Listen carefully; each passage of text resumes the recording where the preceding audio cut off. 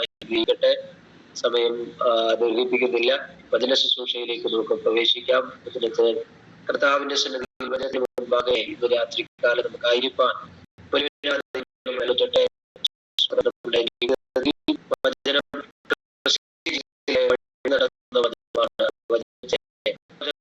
കർത്താവിന്റെ ആലോചനകൾ എടുക്കുവാൻ ദൈവം ഇഷ്ടമനുസരിച്ച് ചെയ്യുവാൻ കർത്താവ് നമ്മളെ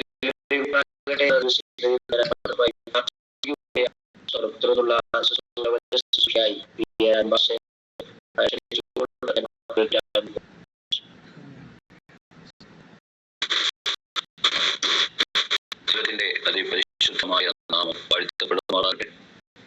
ഈ പ്രാർത്ഥനയെ സംബന്ധിച്ചുകൊണ്ടിരിക്കുന്ന ദൈവദാസന്മാർ പ്രാർത്ഥന ലീഡ് ചെയ്യുന്ന ദൈവദാസനും സ്തോത്രം ചെയ്യുന്നു. അതുപോലെ പ്ലാറ്റോൺ ലീഡ് ചെയ്യുന്ന ദൈവദാസനായി സ്തോത്രം ചെയ്യുന്നു. എല്ലാ പ്രിയപ്പെട്ടവരെ അവിടുത്തെ കരങ്ങളിലേക്ക് ഏൽപ്പിക്കുന്നു. ഇതിനെ സംബന്ധിച്ചുകൊണ്ടിരിക്കുന്ന എല്ലാ ദൈവദാസന്മാർക്കും ദൈവമായ കർത്താവ് നമ്മെ സഹായിക്കട്ടെ. കഴിഞ്ഞ ഒരു വർഷം മുഴുവനും ദൈവം നമ്മെ പരിപാലിച്ചു സൂക്ഷിച്ചു. ഒരുപാട് ആപത്തുകളും അപകടങ്ങളും പ്രതിസന്ധികളും പ്രതികൂലങ്ങളും രോഗങ്ങളും ആ അപകടങ്ങളൊക്കെ വന്ന് എത്രയോ പ്രിയപ്പെട്ടവർ ലോകത്തിൽ മാറ്റപ്പെട്ടു. ദൈവമായ കർത്താവ് നമ്മെ പിന്നെയും നിലനിർത്തി പരിപാലിച്ചു കൊണ്ടിരിക്കുന്നവർക്ക് ദൈവത്തിന് സ്തോത്രം. ദൈവമായ കർത്താവ് നമ്മെ നിലനിർത്തിയെന്ന് എന്തിനാണെന്ന് നമ്മൾ അറിയണം. കർത്താവിന്റെ ഇഷ്ടം ചെയ്യുവാൻ, കർത്താവിന്റെ വേലയിൽ ഇനിയും വർദ്ധിച്ചു വരുവാൻ നമ്മളെ കൊണ്ട് ആവശ്യമുള്ളത് കൊണ്ടാണ് കർത്താവ് നമ്മളെ നിലനിർത്തിയിരിക്കുന്നത്. ദൈവകരങ്ങൾ സമർപ്പണത്തോടെ ആയിരിക്കുന്നുവെങ്കിൽ ദൈവമായ കർത്താവ് നമ്മെ സഹായിപ്പാൻ ഇടയായി തീരട്ടെ. അതുപോലെ എനിക്ക് ഒരു അപേക്ഷയുള്ളത്, നമ്മൾ ദൈവദാസന്മാർ മാത്രമാണ് ഇതിൽ പ്രവേശിക്കുന്നത്. എന്നാൽ നമ്മുടെ സഭയിലുള്ള വിശ്വാസികളോട് നാം പറയുമ്പോൾ അവരെയും കൂടി ഇതിലേക്ക് ചേർക്കുന്നു എങ്കിൽ, അവർ ചേർന്ന് വരാൻ കഴിയുന്നുവെങ്കിൽ, കർത്താവ് പഴയ നിയമത്തിൽ നമ്മൾ പഠിക്കുമ്പോൾ ഇന്ന് കർത്തൃ ദിവസത്തിലാക്കിയിരിക്കുന്നു, സഭായോഗമായി കൂടി വരുന്നു, നിങ്ങൾ സാമാന്യ വേലകളൊന്നും ചെയ്യരുത്, എല്ലാവരും അതിൽ സംബന്ധിച്ച് പ്രാർത്ഥനയിലായിരിക്കണം അല്ലെങ്കിൽ ശുശ്രൂഷിക്കണമെന്നാണ് കർത്താവിന്റെ കൽപ്പന. നമ്മൾ ഈ സഭായോഗത്തിൽ 2-3 മണിക്കൂറൊക്കെ ഇരുന്നേച്ച് പിന്നെ നമ്മുടെ കാര്യം നോക്കി പോവുകയാണ്. എന്നാൽ അന്നൊരു സാമാന്യ വേലകൾ ഒന്നും ചെയ്യരുതെന്ന് എഴുതി. നമുക്ക് ഈ രാത്രിയിലത്തെ പ്രാർത്ഥനയിലും നമ്മുടെ വിശ്വാസികളെ ചേർത്ത് പ്രാർത്ഥിക്കുവാൻ കഴിയുന്നുവെങ്കിൽ അതൊരു വലിയ വിടുതലായി തീരും, വലിയ അനുഗ്രഹകരമായി തീരും. വിശ്വാസികളായിരുന്നവർക്കും ദൈവദാസന്മാർക്കും സഭയായും ഒക്കെ നമുക്ക് അനുഗ്രഹത്തിന് കാരണമായി തീരുമെന്ന് എൻ്റെ ഒരു ആഗ്രഹവും പറഞ്ഞതാണ്. നിങ്ങളുടെ ഇഷ്ടം എന്താണെന്ന് എനിക്കറിയില്ല. ദൈവകരങ്ങൾ ഏൽപ്പിച്ച് നമുക്ക് പ്രാർത്ഥനയോടെ ആയിരിക്കാം. ദൈവമായ കർത്താവ് നമ്മെ സഹായിക്കട്ടെ. ഈ ദിവസങ്ങളിലെല്ലാം ദൈവമായ കർത്താവ് നമ്മെ പാലിച്ചുവല്ലോ. എത്ര ആപത്തുകൾ നമുക്ക് വരാമായിരുന്നു. നമ്മൾ എവിടെയെല്ലാം സഞ്ചരിച്ചു, അവിടെയെല്ലാം കർത്താവിന്റെ കൃപയും കാവലും ഉണ്ടായത് നമ്മെയും നമ്മുടെ കുടുംബത്തെയും നമ്മുടെ കുഞ്ഞുങ്ങളെയും നമ്മുടെ തലമുറകളെയും ഒക്കെയും കർത്താവ് സൂക്ഷിച്ചു. എത്രയോ കൊച്ചു കുഞ്ഞുങ്ങൾ പോലും രോഗികളായി ഭാരപ്പെട്ട ആശുപത്രിയിലും ഭവനങ്ങളിലും കഴിയുമ്പോൾ, എത്രയോ പ്രിയപ്പെട്ട ഭവനങ്ങളിൽ കണ്ണുനീരും വേദനയോടെ ആയിരിക്കുമ്പോൾ, ദുഃഖങ്ങളും നെടുവീർപ്പിലും ആയിരിക്കുമ്പോൾ ദൈവമായ കർത്താവ് ഇത്രത്തോളം ദൈവ സമാധാനം കൊണ്ട് നമ്മെ നിറച്ചു തോർത്ത് ദൈവത്തിന് സ്തോത്രം. കർത്താവിന്റെ ദാസൻ പറഞ്ഞ ഒരു വചനമാണ് നമ്മെ ജീവിപ്പിക്കുന്നത്, നമ്മെ ബലപ്പെടുന്നത്. ആദിയിൽ വചനമുണ്ടായിരുന്നു, വചനം ദൈവമായിരുന്നു, വചനം നമ്മോട് കൂടെയാണ്. ഈ വചനമാണ് നമ്മൾ ശുശ്രൂഷിക്കുന്നതും അതിൽ ആശ്രയിക്കുന്നതും അത് പഠിക്കുന്നതും അത് മറ്റുള്ളവരോട് പറയുവാൻ ഇടയാക്കുന്നതും ഒക്കെ ദൈവത്തിന്റെ വചനമാണ്. ആ വചനത്തെ നമ്മൾ എങ്ങനെ അംഗീകരിക്കുന്നുവോ, എങ്ങനെ അതിനെ ശുശ്രൂഷിക്കുന്നുവോ, എങ്ങനെ നമ്മൾ അതിന്റെ ആ വചനത്തിന് മുൻപാകെ ആയിരിക്കുന്നുവോ, അതനുസരിച്ച് ദൈവമായ കർത്താവ് നമ്മെ ശക്തീകരിപ്പാൻ ദൈവദുഃഖം നമ്മോട് കൂടെ ആയിരിക്കട്ടെ. ദൈവമായ കർത്താവ് ബലപ്പെടുത്തുന്ന രാത്രിയിലത്തെ മീറ്റിംഗ് കർത്താവ് നമുക്ക് അനുഗ്രഹകരമാക്കി തീർക്കട്ടെ. എളിയവന് ബലഹീനനാണ്, ഒന്നും വേണ്ട പോലെ കഴിവില്ല, എങ്കിലും കർത്താവിന്റെ സന്നിധി ഇരിക്കുകയാണ്. കർത്താവ് വേണ്ടതുപോലെ ചെയ്യട്ടെ. നിങ്ങൾ പ്രാർത്ഥിക്കുമെങ്കിൽ കർത്താവ് എന്നെ ഉപയോഗിക്കും, അല്ലെങ്കിൽ എനിക്ക് മറ്റുള്ളവരെ പോലെ ചെയ്യുവാൻ കഴിയില്ലെന്നുള്ളത് നിങ്ങൾക്ക് എല്ലാവർക്കും അറിയാം. എന്നാൽ ദൈവത്തിന്റെ പാദപീഠത്തിൽ സമർപ്പിക്കുകയാണ്. കർത്താവ് നമ്മെ സഹായിക്കട്ടെ. ഒരു വേദവാക്യം വായിച്ചുകൊണ്ട് എത്രയും വേഗം ഇരുപ്പാനാണ് ഞാൻ ആഗ്രഹിക്കുന്നത്. നമുക്ക് എല്ലാവർക്കും സുപരിചിതമായ ഒരു വേദവാക്യം, അപ്പോസ്തലനായ പൗലോസ് പറഞ്ഞതായ ഒരു വേദവാക്യമാണ്. അപ്പോസ്തലനായ പൗലോസ് 1 തീമോഥെയോസിന് എഴുതിയ ലേഖനം അതിന്റെ 3-ാം അധ്യായം അതിന്റെ 15-ാമത്തെ വാക്യം വായിക്കുവാൻ താല്പര്യപ്പെടുന്നു. താമസിച്ചു പോയാലോ സത്യത്തിന്റെ തൂണും അടിസ്ഥാനവുമായി ജീവനുള്ള ദൈവത്തിന്റെ സഭയാകുന്ന ദൈവാലയത്തിൽ നടക്കേണ്ടത് എങ്ങനെയെന്ന് നീ അറിയേണ്ടതിന് ഇത് എഴുതുന്നു. എങ്ങനെയെന്ന് നീ അറിയേണ്ടതിന് ഇത് എഴുതുന്നു. അപ്പോസ്തലനായ പൗലോസ് പറയുകയാണ്. പൗലോസ് അതിനു മുമ്പ് 14-ാം വാക്യം നമ്മൾ വായിക്കുമ്പോൾ പൗലോസ് പറഞ്ഞു, ഞാൻ വേഗത്തിൽ നിന്റെ അടുക്കലേക്ക് വരുവാൻ ആഗ്രഹിക്കുന്നു. ആശയമുണ്ട്, ആഗ്രഹത്തോടെ ആയിരിക്കുന്നു. അതിനുശേഷമാണ് ഈ വാക്യം പറയുന്നത്. അപ്പോൾ തനിക്ക് തീമോഥെയോസിനോട് ചേർന്ന് വന്ന് എത്രയും വേഗം വന്നൊന്ന് കാണണം ആഗ്രഹത്തോടെ ആയിരിക്കുമ്പോൾ എഴുതുകയാണ്. എന്നാൽ താമസിച്ചു പോയാലോ, വേഗത്തിൽ വരാൻ ആഗ്രഹിക്കുന്നുണ്ട്, താമസിച്ചു പോയാലോ എന്ന് പറഞ്ഞിട്ടാണ് വാക്യം ആരംഭിക്കുന്നത്. താമസിച്ചു പോയാലോ സത്യത്തിന്റെ തൂണും അടിസ്ഥാനവുമായ ജീവനുള്ള ദൈവത്തിന്റെ സഭയാകുന്ന ദൈവാലയത്തിൽ നടക്കേണ്ടത്. അത് ബാക്കി നമുക്ക് പിന്നെ വായിക്കാം. കർത്താവിന് സ്തോത്രം. അപ്പൊ വായിച്ചത് സത്യത്തിന്റെ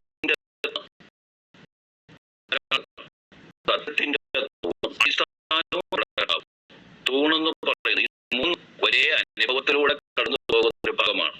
സത്യത്തിന്റെ അടിസ്ഥാനമായ ജീവനുള്ള ദൈവത്തിന്റെ സഭയാകുന്ന ദൈവാലയത്തിൽ നടക്കേണ്ടത്. അപ്പൊ ഈ ദൈവാലയത്തെ പണിതിരിക്കുന്നത് തൂണിന്മേലും അടിസ്ഥാനത്തിന്മേലും ക്രിസ്തുവിന്മേലും. ക്രിസ്തുവിന്മേലാണെന്നുള്ളത് പത്രോസിന്റെ ലേഖനത്തിൽ നമ്മൾ വായിക്കുന്നുണ്ട്. അതിന്റെ 1 പത്രോസിന് 2-ാം അധ്യായത്തില് നമ്മൾ ആ ഭാഗം വായിക്കുന്നുണ്ട്. ക്രിസ്തുവാകുന്ന പാറമേൽ അടിസ്ഥാനമിട്ട് പണിതിരിക്കുന്നതായ ആലയത്തെ കുറിച്ച് അവിടെ പത്രോസ് അപ്പോസ്തലൻ പറയുന്നുണ്ട്. ഇവിടെ നമ്മൾ ആദ്യം വായിച്ചത് സത്യത്തിന്റെ തൂണിനെ കുറിച്ച് നമ്മൾ സദൃശ്യവാക്യം 9-ാം അധ്യായത്തിന്റെ 1-ാം വാക്യം.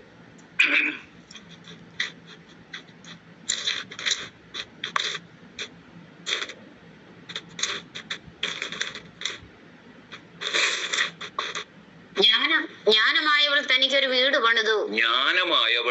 തനിക്കൊരു വീട് പണിതു, അതിന് 7 തൂൺ തീർത്തു. കർത്താവിന് സ്തോത്രം. പിന്നീട് നമ്മൾ വായിക്കുന്നത് വെളിപ്പാട് പുസ്തകം 3-ാം അധ്യായത്തിൽ ഫിലദൽഫിയ സഭയ്ക്ക് എഴുതുമ്പോൾ അവിടുത്തെ ദൂതന് നൽകുന്ന ഒരു നന്മയെ കുറിച്ച്, അവിടെ 3 നന്മകളെ കുറിച്ച് അവിടെ പരിശുദ്ധാത്മാവ് രേഖപ്പെടുത്തിയിട്ടുണ്ട്. അതിനെ 4 മുതലാന്ന് തോന്നുന്നു. വായിച്ചേ. എങ്കിലും ഉടുപ്പ് മലിനമാ, അതാണ് ഫിലദൽഫിയ സഭ 3-ാം അധ്യായത്തിന്റെ ജയിക്കുന്നവനോ അത് കൊടുത്താലും 3:12 ജയിക്കുന്നവനെ ഞാൻ എന്റെ ദൈവത്തിന്റെ ആലയത്തിൽ ഒരു തൂണാക്കും. അവിടെ പരിശുദ്ധാത്മാവ് പറയുകയാണ്, ജയിക്കുന്നവന് ഞാൻ എന്റെ ദൈവത്തിന്റെ ആലയത്തിലെ ഒരു തൂണാക്കും. ഒരിക്കലും അവിടെ നിന്ന് പോകുകയില്ല. അതാണ് പ്രത്യേകത. അവൻ ഒരിക്കലും അവിടെ നിന്ന് പോവുകയില്ല. എന്റെ ദൈവത്തിന്റെ നാമവും എന്റെ ദൈവത്തിന്റെ പക്കൽ നിന്ന് സ്വർഗത്തിൽ നിന്ന് തന്നെ ഇറങ്ങുന്ന പുതിയ യെരൂശലേം എന്ന എന്റെ ദൈവത്തിന്റെ നഗരത്തിന്റെ നാമവും എന്റെ പുതിയ നാമവും ഞാൻ അവന്റെ മേൽ എഴുതും. ഹല്ലേലൂയ. ഫിലദൽഫിയ സഭയുടെ ദൂതന് ദൈവം കൊടുക്കുന്ന ആ വാഗ്ദത്തം എന്തുകൊണ്ടാ കൊടുക്കുന്നത്? അതിന്റെ ആദ്യ ഭാഗം ജയിക്കുന്നവന്. എന്തൊക്കെയാ ജയിക്കുന്നത്? കർത്താവിന് നന്ദിയോടെ സ്തോത്രം ചെയ്യുന്നു. അവനെ അവിടെ നമുക്ക് കാണുവാൻ കഴിയുന്നുണ്ട്. അതിന്റെ ആദ്യ 4-ാം ഭാഗം തോന്നി 4 തന്നെയാ സഭയെ കുറിച്ച് അവിടെ എഴുതിയിരിക്കുന്നു. വിശുദ്ധനും സത്യവാനും ദാവീദിന്റെ താക്കോലുള്ളവനുമായി ആരും അടയ്ക്കാതെ വണ്ണം തുറക്കുകയും, അതാണ് വിശുദ്ധനും സത്യവാനുമായ ദാവീദിന്റെ താക്കോലുള്ളവനായ ആരും അടയ്ക്കാതെ വണ്ണം തുറക്കുകയും ആരും തുറക്കാതെ വണ്ണം അടയ്ക്കുകയും ചെയ്യുന്നവൻ അരുളി ചെയ്യുന്നത് ഞാൻ നിന്റെ പ്രവൃത്തി അറിയുന്നു. അതിനാണ് കൊടുക്കുന്ന പ്രതിഫലത്തെ കുറിച്ച്. ഞാൻ നിന്റെ പ്രവൃത്തി അറിയുന്നു. ഇതാ ഞാൻ നിന്റെ മുമ്പിൽ ഒരു വാതിൽ തുറന്നു വെച്ചിരിക്കുന്നു. അത് ആർക്കും അടച്ചുകൂടാ. നിനക്ക് അല്പമേ ശക്തി ഉള്ളൂ. അവിടെ പറയാണ്, ദൈവത്തോട് പറയുകയാണ്, നിനക്ക് അല്പമേ ശക്തിയുള്ളൂ, എങ്കിലും എങ്കിലും നീ എന്റെ വചനം കാത്തു, നീ എന്റെ വചനം കാത്തു, എന്റെ നാമം നിഷേധിച്ചിട്ടില്ല. എന്റെ നാമം നിഷേധിച്ചിട്ടുമില്ല. അതിനാണ് ഇവിടെ ഈ പ്രതിഫലം നമ്മൾ കണ്ടത്. കർത്താവിന് സ്തോത്രം. ദൈവത്തിന്റെ നാമവും പുതിയ യെരൂശലേം എന്ന ആലയത്തിന്റെ അതിന്റെ നാമവും കർത്താവിന്റെ പുതിയ നാമവും അവന്റെ മേൽ എഴുതുമെന്ന തൂണാക്കി നിർത്തിയിരിക്കുക. തൂണെന്നുള്ളത് അത് ബലത്തെ കാണിക്കുന്നു, കാണിക്കുന്നു. അതിന്മേലാണ് സഭ പണിയപ്പെടുന്നതിനെ കുറിച്ച് നമുക്ക് അവിടെ കാണുവാൻ കഴിയുന്നു.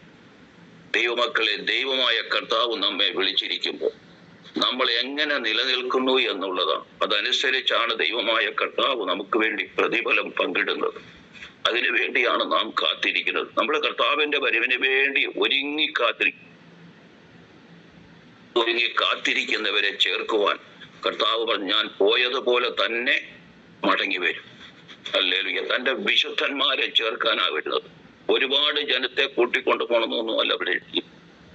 തനിക്ക് വേണ്ടി കാത്തു നിൽക്കുന്ന തന്റെ പ്രിയന്മാർക്ക് വേണ്ടി, തന്റെ വിശുദ്ധന്മാർക്ക് വേണ്ടി കർത്താവ് വേഗം വരുന്നു. അവന്റെ വരവിന് വേണ്ടി ഒരുങ്ങുവാനാണ് ദൈവമായ കർത്താവ് നമ്മെ ആക്കി വെച്ചിരിക്കുന്നത്. ഇവിടെ നമ്മൾ വായിച്ചത് തൂണുകളെ കുറിച്ച് ആദ്യം നമ്മൾ വായിച്ചു. പിന്നെ നമ്മൾ കാണുന്ന അടിസ്ഥാനം. എവിടെയാണ് നമ്മുടെ അടിസ്ഥാനം? കർത്താവിന് നന്ദിയോടെ സ്തോത്രം ചെയ്യുന്നു. ഇവിടെ സങ്കീർത്തന പുസ്തകത്തിൽ നമ്മൾ വായിക്കുമ്പോൾ അടിസ്ഥാനം മറിഞ്ഞു പോയാൽ നീതിമാൻ എന്ത് ചെയ്യും? പലരൊക്കെ ചിലപ്പോഴൊക്കെ പ്രസംഗിക്കുമ്പോൾ പറയും എന്ത് ചെയ്യുമെന്ന്. അതല്ല, ഇവിടെ നമ്മൾ വായിക്കുമ്പോൾ അടിസ്ഥാനം മറിഞ്ഞു പോയാൽ അതിന്റെ കീഴേ ഒരു ശാശ്വത ഭുജമുണ്ട്. ഹല്ലേലൂയ. ആ ഭുജമാണ് നമുക്ക് ആവശ്യമായി. നമ്മുടെ കർത്താവിന്റെ ഭുജം, കീഴേ ശാശ്വത ഭുജമുണ്ട്. നാം മറിഞ്ഞു പോകുവാനല്ല ദൈവമായ കർത്താവ് നമ്മെ ആക്കി വയ്ക്കും. ലൂക്കോസിന്റെ സുവിശേഷത്തിൽ നമ്മളത് വായിക്കുന്നുണ്ട്. ദൈവമായ കർത്താവ് പണിയപ്പെടുന്ന ഭവനങ്ങളെ കുറിച്ച് പാറമേൽ അടിസ്ഥാനമിട്ട് പണിതതിനെ അതിന്മേൽ കൊടുങ്കാറ്റും തിരമാലയും ഓളങ്ങളും മഴയൊക്കെ വൻമഴ പെയ്തു, വെള്ളം പൊങ്ങി, അതിലൊക്കെ വന്നിട്ടും ആ പാറമേൽ അടിസ്ഥാനമിട്ട് പണിതതായ വീടിന് ഒരു കേടും സംഭവിക്കാതെ അവിടുന്ന് ആയിരിക്കുന്നു എന്ന് നമ്മൾ തിരുവചനത്തിൽ വായിക്കുന്നു. എന്നാൽ മണലിന്മേൽ പണിത വീട് അതുപോലെ തന്നെ അതിലും വന്ന് അടിച്ചു. പക്ഷേ അത് വീണുപോയി. അതിന്റെ വീഴ്ച വളരെ വലുതായിരുന്നു. അപ്പൊ അനേകര് മണലിൽ പടുന്ന വീട് പോലെ ആയിരിക്കുന്നു. പെട്ടെന്ന് തീർക്കാമല്ലോ. മറ്റേന്ന് പറഞ്ഞാൽ ആഴത്തിൽ കുഴിച്ച പാറ കാണുന്നത് വരെ ആഴത്തിൽ കുഴിച്ച് അവിടെ നിന്ന് പണിത് വരുമ്പോൾ അതിന്റെ മേലെ എത്രമാത്രം ഉയർത്തി പണിതാലും അനേക ജീവനുള്ള കല്ലുകളെ കൊണ്ട് പണിയപ്പെടുന്നതായ ആലയത്തിന് ഒരു കേടും സംഭവിക്കാതായിരിക്കണമെങ്കിൽ അത് ആഴത്തിൽ അടിസ്ഥാനമിട്ടതായിരിക്കണം. അത് നമ്മുടെ ക്രിസ്തുവാകുന്ന പാറമേൽ അടിസ്ഥാനമിട്ടിരിക്കുന്നു എങ്കിൽ ഒരു കാരണവശാലും ഏതെല്ലാം പ്രതിസന്ധികളോ പ്രതികൂലങ്ങളോ എതിർപ്പുകളോ വെല്ലുവിളികളോ പോരാട്ടങ്ങളോ ഉപദ്രവങ്ങളോ കടന്നു വന്നാലും ഒരു ദൈവ പൈതൽ തകർന്നു പോകുകയില്ല. അവന്റെ ആലയം എന്നും സ്ഥിരമായിരിക്കും. ഹല്ലേലൂയ. അതാണ് ദൈവമായ കർത്താവ് നമ്മെ പഠിപ്പിക്കുന്നത്. ഈ കാലങ്ങളിൽ നമുക്ക് കാണുവാൻ അനേകരുടെ വിശ്വാസ ജീവിതം തകർന്നു പോവുകയാണ്. വിശ്വാസ ജീവിതത്തിൽ നിന്നും പിന്മാറിപ്പോവുകയാണ്. പ്രാർത്ഥനയില്ല, ആരാധനയില്ല, ആരാധനയ്ക്ക് കടന്നു വരുവാൻ കഴിയുന്നില്ല. ഇതെല്ലാമായിട്ട് കുറേശ്ശെ പുറകോട്ട് പോകുന്ന ഒരു അനുഭവത്തിലാണ് ദൈവസഭ ഇപ്പോൾ കടന്നു പോയിക്കൊണ്ടിരിക്കുന്നത്. എന്നാൽ അതിന്റെ നടുവിൽ നമ്മൾ ഇട്ടിരിക്കുന്ന അടിസ്ഥാനം എവിടെയാണ്? ക്രിസ്തുവിനാൽ പണിയപ്പെടുന്നുണ്ടോ? ക്രിസ്തുവിനോട് ചേർത്ത് പണിയുവാൻ കഴിയുന്നുണ്ടോ? പഴയ നിയമത്തിൽ നമ്മൾ യാഗങ്ങളെ കുറിച്ച് പഠിക്കുമ്പോൾ അവിടെ നമുക്ക് കർത്താവ് കൊണ്ടുവരുന്ന യാഗമൃഗങ്ങളെ, അത് കാളകളെയും ആട്ടുകൊറ്റന്മാരെയും ഒക്കെയും കൊണ്ടുവരുമ്പോൾ അതിന് കയറുകളോടെ കൊണ്ടുവരുന്നെങ്കിൽ ആ കയറുകളെ എന്ത് ചെയ്യണം? അവിടെ യാഗപീഠത്തിന്റെ കൊമ്പിനോട് ചേർത്ത് കെട്ടണമെന്ന് എഴുതിയിരിക്കുന്നത്. അത് പിന്നെ അവിടെ നിന്ന് പോകുവാൻ കഴിയുകയില്ല. അതിനെ അവിടെ നിന്ന് അഴിച്ചു വിടുവാനും കഴിയുകയില്ല. അത് യാഗമായി തീരേണ്ടതാണ്. അങ്ങനെയാണ് പഴയ നിയമത്തിൽ ദൈവമായ കർത്താവ് തന്റെ ജനത്തിന് കൽപ്പന കൊടുക്കുമ്പോൾ ആ യാഗവസ്തുവിനെ ആ യാഗപീഠത്തിന്റെ കൊമ്പിനോട് ചേർത്ത് കെട്ടണം. ദൈവമക്കളെ, നാം ദൈവസന്നിധാനത്തിങ്കൽ കടന്നു വന്നിട്ട് അവൻ അവന്റെ അവനെ സമർപ്പിച്ചിട്ട് നമ്മെ തന്നെ ദൈവത്തിന്റെ കരങ്ങളിലേക്ക് ഏൽപ്പിച്ചു കൊടുത്തിട്ട് നമ്മൾ നമ്മുടെ ഇഷ്ടപ്രകാരം പോകുവാൻ കഴിയുകയില്ല. പാപത്തെ വിട്ടോടണം, ലോകത്തെ വിട്ടോടണം, ലോകത്തിന്റെ ഇൻപങ്ങളിലേക്ക് ഇറങ്ങിപ്പോകുവാൻ ഇടയാകാതെ വണ്ണം ദൈവ കൃപയിൽ നിൽക്കണം. അവൻ നമ്മെ എന്താക്കുന്നുവോ അതിനുവേണ്ടി സമർപ്പണമുള്ളതായ ഒരു അനുഭവമാണ് ദൈവമായ കർത്താവ് നമ്മെ കുറിച്ച് ആഗ്രഹിക്കുന്നത്. അതാണ് നമ്മൾ അടിസ്ഥാനം ഇട്ടിരിക്കുന്ന എവിടെയാണ് നമ്മൾ ക്രിസ്തുവിനോട് ചേർന്ന് നിൽക്കുന്ന അനുഭവമാണ്, ക്രിസ്തുവിനെയും കൊണ്ട് നാം നടക്കുന്ന അനുഭവമാണ്. നമ്മൾ പോകുന്നിടത്തൊക്കെയും കർത്താവ് കടന്നു വരുന്നുണ്ടെങ്കിൽ ദൈവമക്കളെ ആ ഭയത്തോടെ നാം സേവിക്കുന്നു എങ്കിൽ ദൈവമായ കർത്താവ് നമ്മെ നടത്തും. മുമ്പേ വായിച്ചതായ നമ്മൾ ദൈവമായ കർത്താവ് നമുക്ക് നൽകി തരുന്ന ആ അനുഗ്രഹങ്ങളും വാഗ്ദത്തങ്ങളും പ്രാപിക്കണമെങ്കിൽ ദൈവസന്നിധാനത്തെങ്കിൽ നമ്മൾ ഒരുക്കമുള്ളവരായി, ഹല്ലേലൂയ, സമർപ്പണമുള്ളവരായി തീരുന്നു എങ്കിൽ ദൈവമായ കർത്താവ് നമ്മെ നടത്തുവാൻ ശക്തനാണ്. അപ്പോൾ നമ്മുടെ അടിസ്ഥാനമാണ് ദൈവമായ കർത്താവ് നോക്കുന്നത്. നമ്മൾ എങ്ങനെയാണ് പണിയപ്പെടുന്നതെന്നാണ് ദൈവമായ കർത്താവ് നോക്കുന്നത്. മുമ്പ് നമ്മൾ വായിച്ചു സദൃശവാക്യത്തിൽ നിന്ന്, ജ്ഞാനമായവൾ ഒരു വീട് പണിതു, അതിന് 7 തൂണുണ്ടായിരുന്നു. അപ്പൊ നമുക്കിവിടെ അടിസ്ഥാനത്തെ കുറിച്ച് പഠിച്ചു വരുമ്പോൾ ദൈവസഭയ്ക്ക് 7 അടിസ്ഥാനങ്ങളുണ്ട്. അല്ലെങ്കിൽ 7 അടിസ്ഥാന ഉപദേശത്തിന്മേലാണ് സഭ പണിയപ്പെട്ടുകൊണ്ടിരിക്കുന്നത്. ഇന്നും അങ്ങനെ തന്നെയാണ്. ഒന്നിനു പോലും വ്യത്യാസമില്ലാതെ വണ്ണം അതിന്റെ പൂർണ്ണതയിൽ നടത്തുവാനാണ് ദൈവമായ കർത്താവ് ആഗ്രഹിക്കുന്നത്. കർത്താവിന് സ്തോത്രം. നമ്മളത് പൂർണ്ണമായി പ്രാപിക്കുവാനാണ് കർത്താവ് ആഗ്രഹിക്കുന്നത്. അതിനെക്കുറിച്ച് നമ്മൾ പഠിക്കുന്ന അപ്പോസ്തലപ്രവൃത്തി 2-ാം അധ്യായത്തിന്റെ 37 മുതലുള്ള വാക്യങ്ങൾ വായിക്കുമ്പോൾ ആരംഭത്തിൽ നമുക്ക് കാണുവാൻ കഴിയും. ഒന്നാമത് എന്ത് ചെയ്യണം? മാനസാന്തരപ്പെടണം. അതൊന്ന് വായിച്ചു. നിങ്ങൾ മാനസാന്തരപ്പെട്ട് നിങ്ങളുടെ പാപങ്ങളുടെ മോചനത്തിനായി ഓരോരുത്തൻ ക്രിസ്തുയേശുവിന്റെ നാമത്തിൽ സ്നാനമേൽപ്പീൻ.